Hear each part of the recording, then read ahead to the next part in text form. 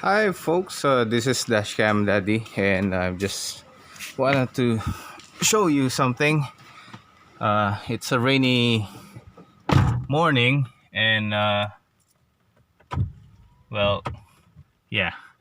Anyways, I got a lot of questions regarding what's the difference between the Xiaomi Yi mirror and my 10-inch dual HD mirror type dashcam.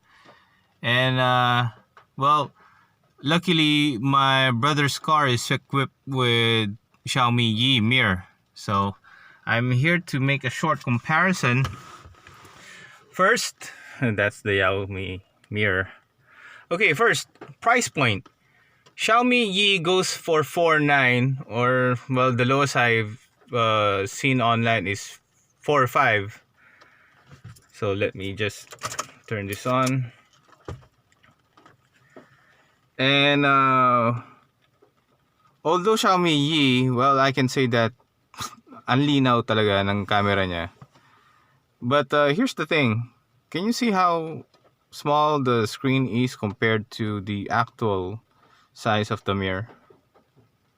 That's just 4.3 inches, guys.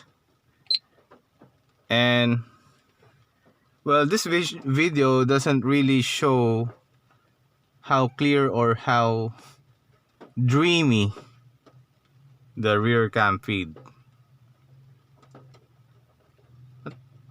Yeah, it's actually not HD.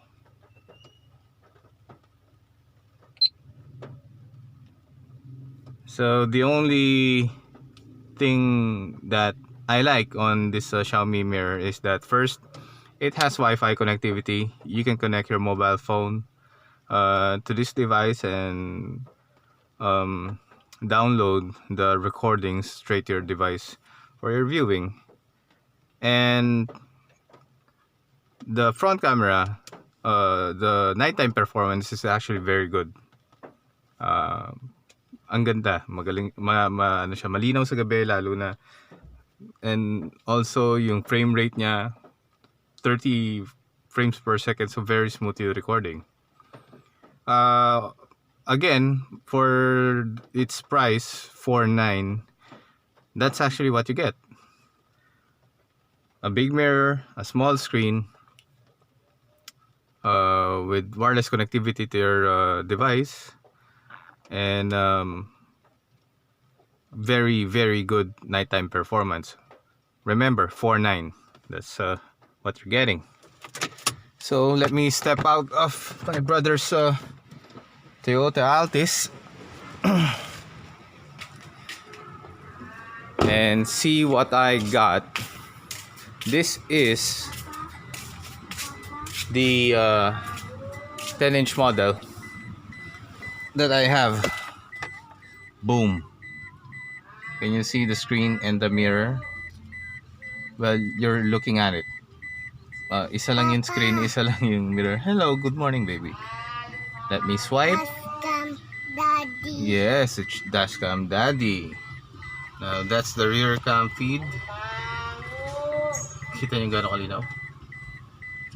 Kasi, yung rear camera na ito, HD rin. Hindi lang yung harap. Pati likod, HD. And the price? 3,500. Ang hindi lang nagagawa nito na nagagawa ng Xiaomi Yi is yung wireless connectivity sa phone mo para i-download yung mga videos. But that's it. Imagine Xiaomi Yi quality camera, harap at likod. Imagine yung screen yung buong salamin. Again, price point 3.5 versus 4.9. Screen size 10-inch versus 4.3. Rear camera specs HD na ito, itong 10-inch. Yung Xiaomi Yi, hindi pa. So, well, you do the math. Yung nighttime performance, this one's at par with the nighttime performance nung front camera nung Xiaomi. Times 2 kasi ganun din kagaling yung performance nung rear camera sa likod. Right? Well, just think about it. Right? Anyways, habagat season na naman, so please be safe out there. Drive cautiously, practice defensive driving, and I'll see you on the road. Thanks. This is DashCamDaddy and goodbye.